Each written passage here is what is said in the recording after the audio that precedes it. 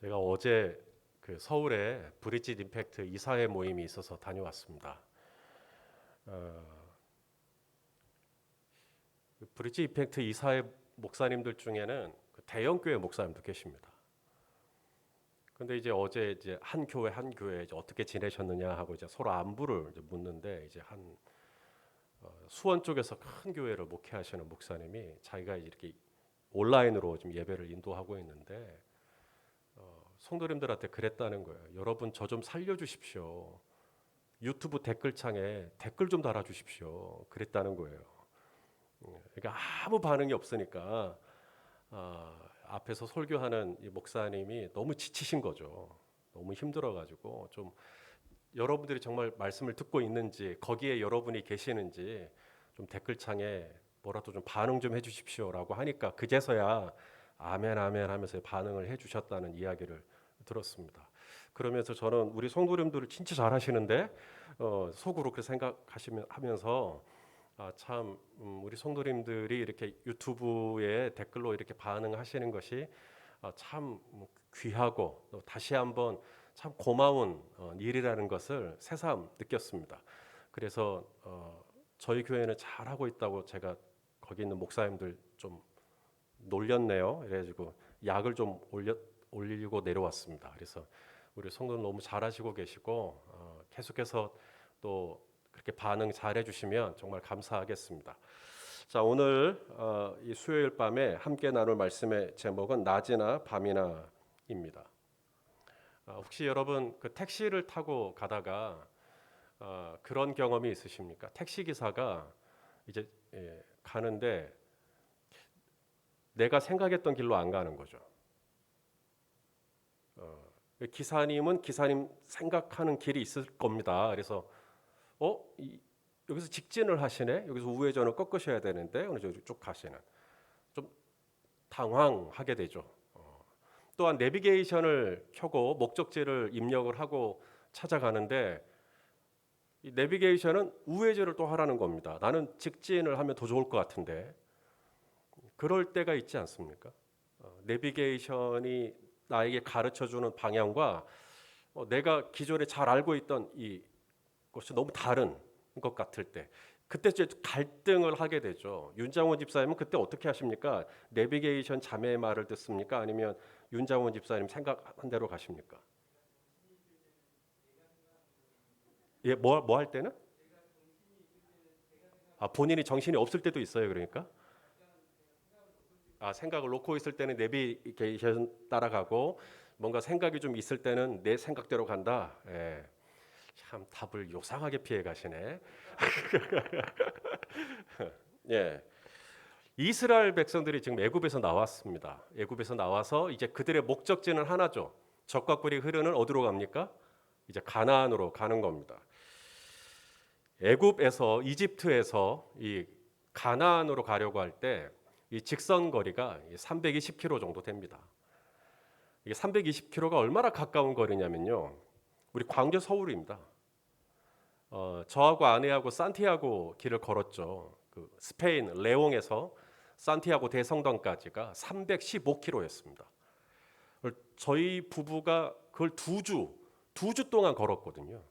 그러니까 이 320km는 보름이면 갈 수 있는 거리입니다. 그냥 보름이면 충분히 가나안까지 가요. 한 달도 안 걸려요. 그런데 이 거리를 이스라엘 백성들이 애굽에서 나와서 가나안까지 가는데 얼마 걸렸다 그러죠? 40년이 걸렸는데 처음에는 1년 반 정도 걸렸었죠. 1년 반 정도 애굽에서 나와 가지고 저기 그 율법을 받았던 시내산 쪽으로 시나이 반도로 돌아 가지고 그리고 이제 가나안 입구 가데스 바네아까지 1년 반 정도 걸렸습니다. 가데스 바네아에서 이제 정탐꾼을 보내죠. 12명의 각 지파별로 12명의 이 정탐꾼을 보내서 40일 동안 땅을 탐지하고 돌아왔더니 12명 중에 10명이 그 땅에 대해서 부정적으로 얘기하는 겁니다. 우리 가나안 땅을 들어갈 수가 없다. 가나안 땅에 들어가면 우리 큰일 난다. 죽는다. 망한다. 여러분 10명이 좋은 얘기를 하고 2명만 안 좋은 얘기를 했어도 그 2명의 안 좋은 얘기가 귀에 신경에 거슬릴까 안 거슬릴까요? 예. 10명이 다 좋은 얘기를 하고 2명이 안 좋은 얘기를 해도 그게 거슬리는데요. 12명 중에 10명이 안 좋다고 얘기를 한 겁니다. 이번에 가나안에 가려고 하는 것은 좋은 계획이 아닌 것 같다. 우리가 그 땅을 40일 동안 돌고 왔는데 아직은 우리가 이 땅에 가면 안 되겠다. 이겁니다. 오직 갈렙과 여호수아 둘 빼고 나머지가 전부 다요. 그래서 이스라엘은 1년 반 동안 고생해가지고 겨우겨우 지금 이 가나안 땅 문턱까지 왔는데 지금 이게 뭐냐 해서 화가 잔뜩이 납니다. 그리고 나서 이제 온갖 불평, 원망을 다 터뜨리죠. 돌을 들어서 모세를 죽이려고 하죠. 그래서 하나님께서 이스라엘 백성들에게 진노하시고 가나안 땅을 탐지했던 40일, 하루를 1년으로 계산해서 40년 동안 광야에 있도록 하셨던 겁니다. 여기서 우리가 알 수 있는 하나님, 어떤 하나님일까요? 여기서 우리가 알 수 있는 하나님은 속도보다는 뭐가 중요하다는, 방향이 중요하다는 겁니다. 속도가 중요했다면 애굽에서 나오자마자 직선거리 320km로 블레셋 땅을 지나가지고 가나안으로 가면 되죠?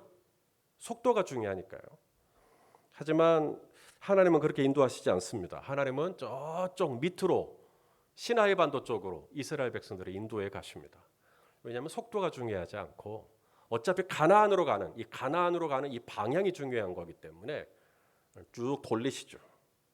오늘 본문에 보면 이스라엘이 출애굽을 할 때 빈손으로 나오는 게 아니라 뭘 들고 나와요. 요셉의 유고를 들고 나옵니다.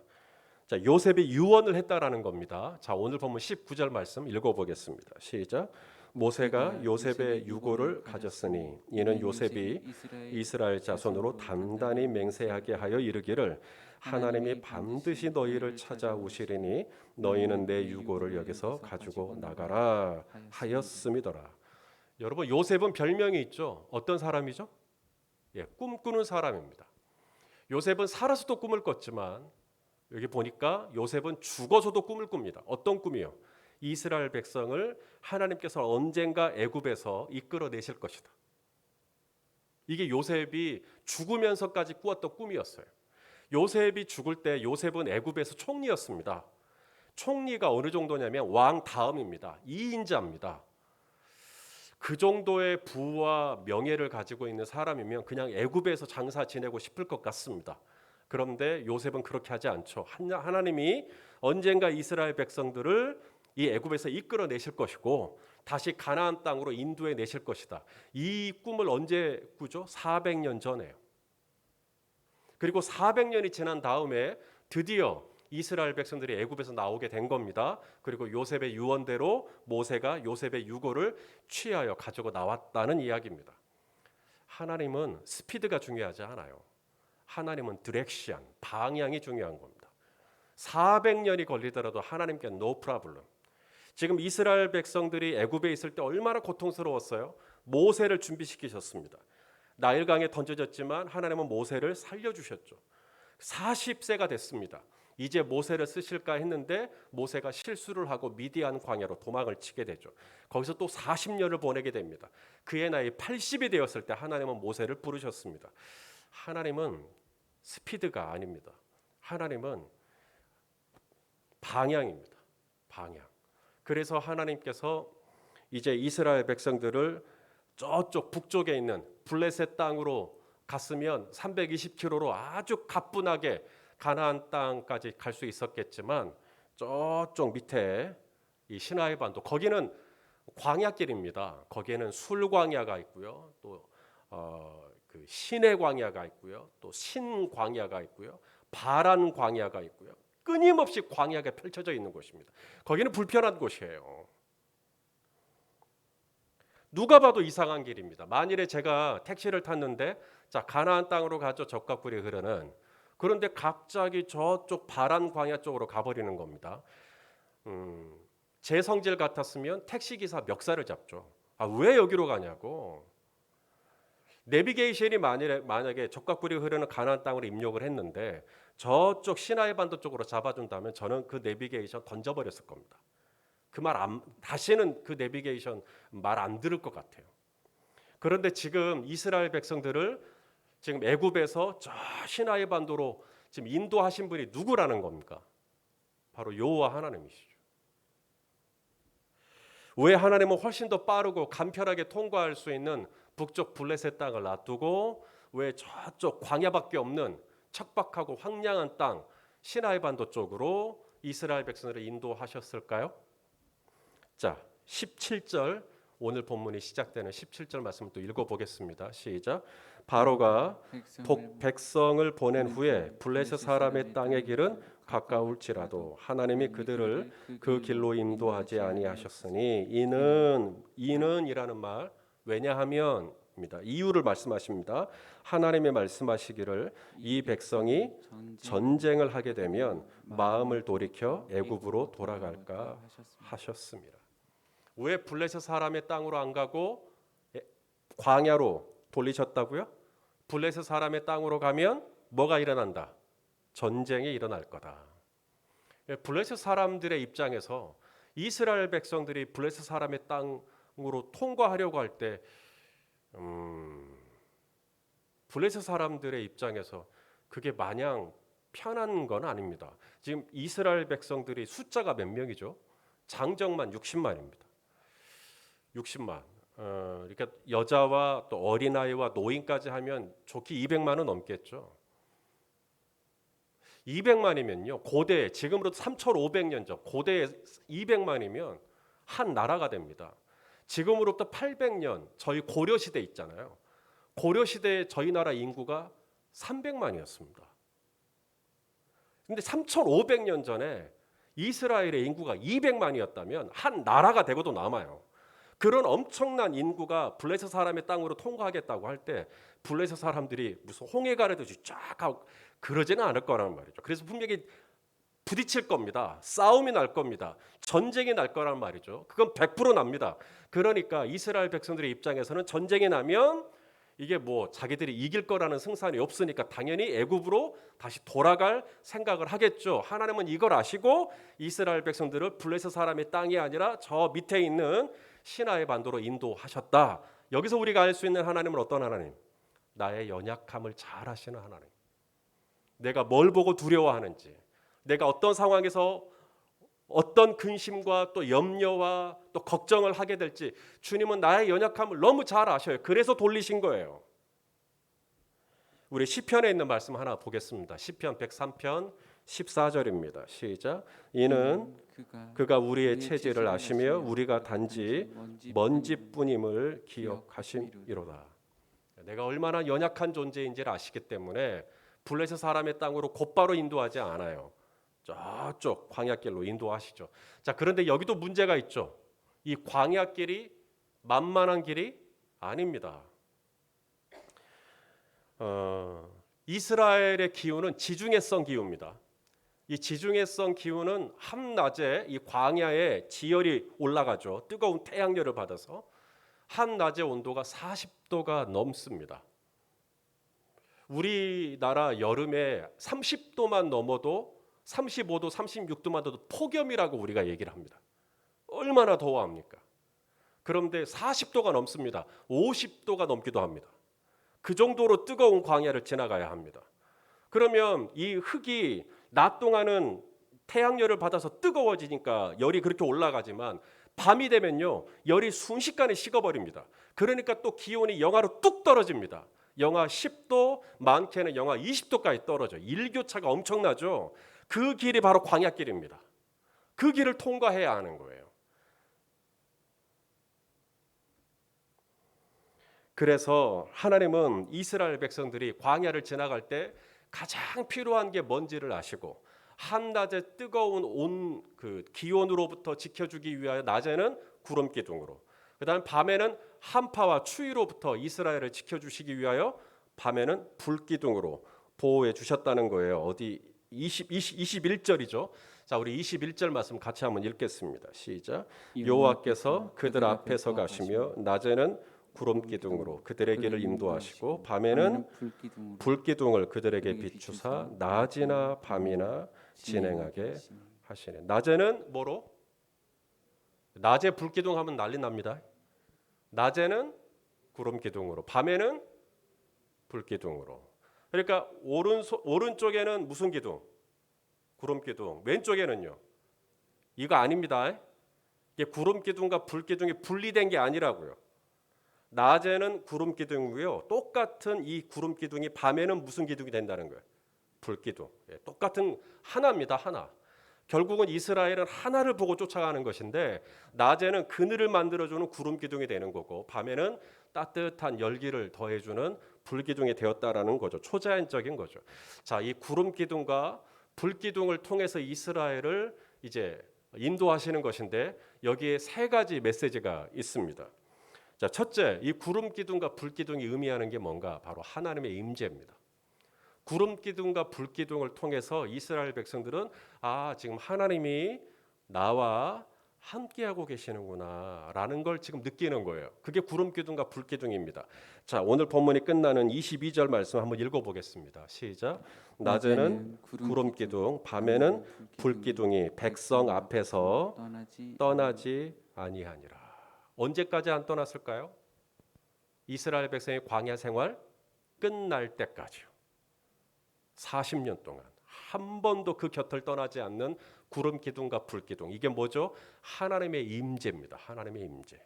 그래서 구름 기둥과 불 기둥은 단순한 현상이 아니에요.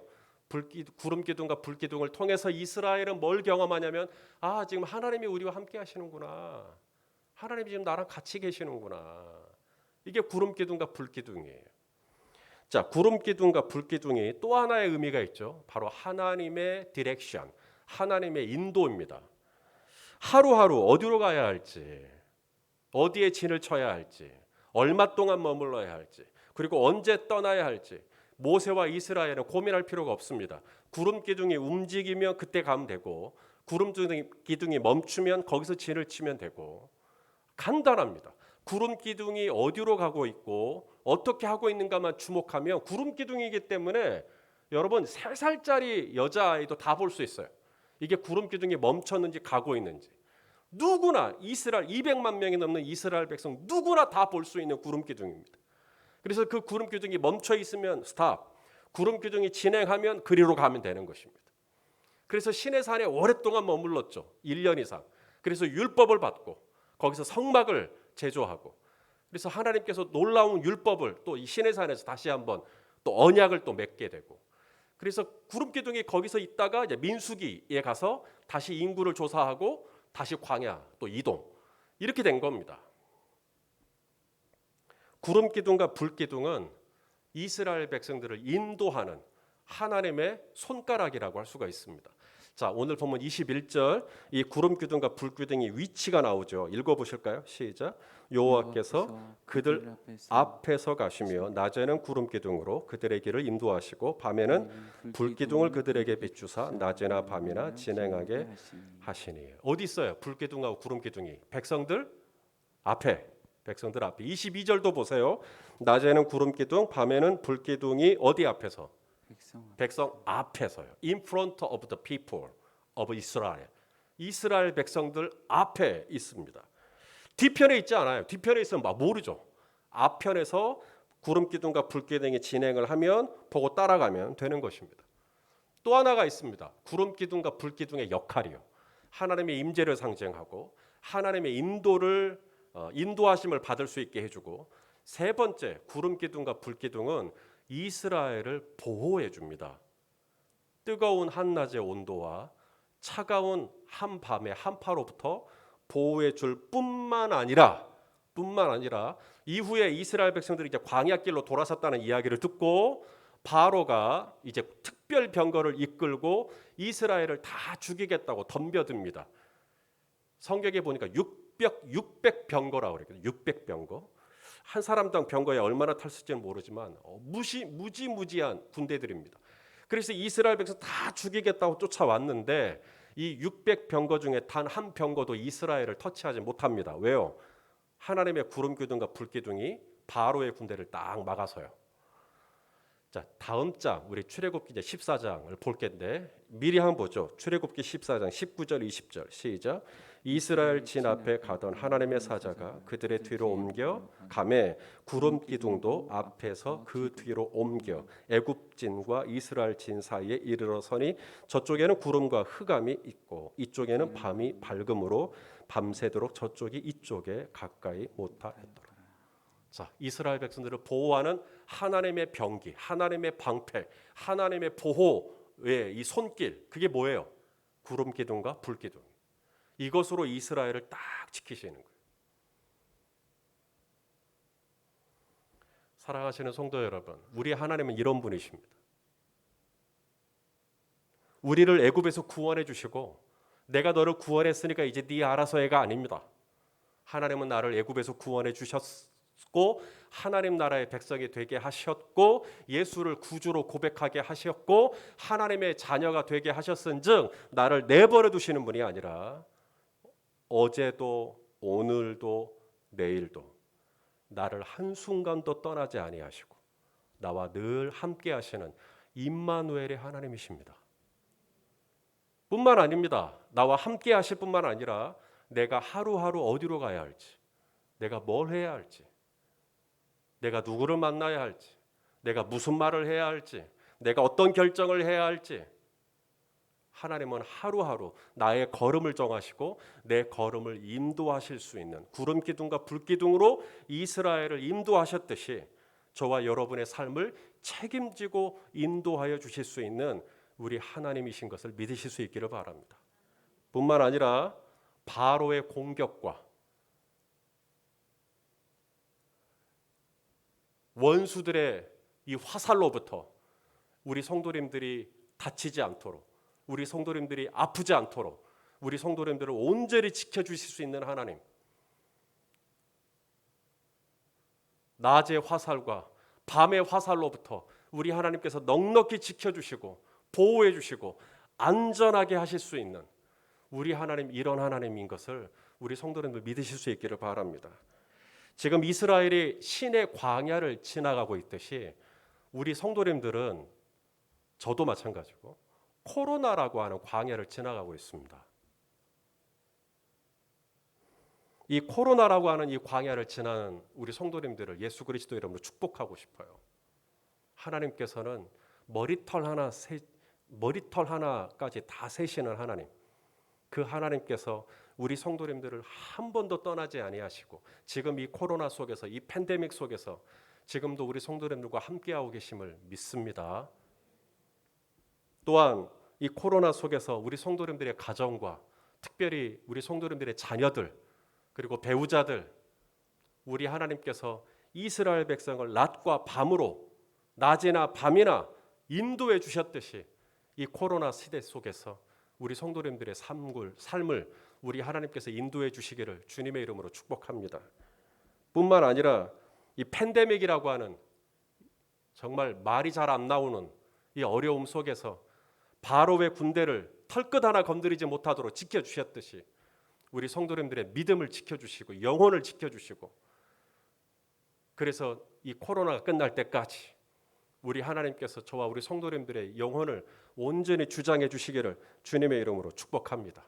그래서 이 믿음의 이 경주에서 이 광야 생활 잘 끝낼 수 있도록 우리 하나님 은혜 주시고 힘 주시기를 주님의 이름으로 축원합니다. 기도하겠습니다.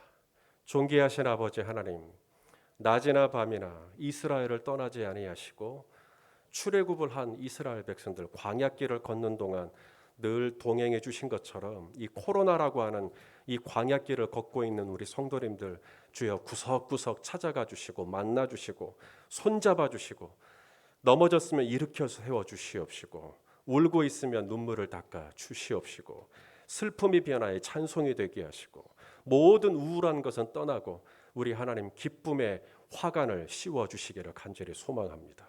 아버지 하나님, 그렇게 신실하게 이 광야길 내내 나와 동행하실 주님을 바라보면서 오늘도 주님을 찬양하기를 원하오니 주여 남은 3일 동안도 믿음 안에서 승리하는 우리 성도님들 다 되게 하여 주시옵소서. 예수님의 이름으로 기도하옵나이다. 아멘.